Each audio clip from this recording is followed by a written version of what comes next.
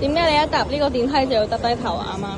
因為我畏高嘅程度就係搭呢條朗豪坊電梯都覺得好恐怖。你而家望一次出邊啦，行近呢邊啦，行近你唔使捉實㗎，佢唔會落。我唔敢望後邊啊！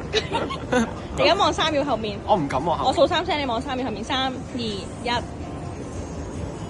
未夠3秒。都未上到最高。咁啊，咁我哋就等到你上到最高。你可唔可以而家企向呢邊先啊？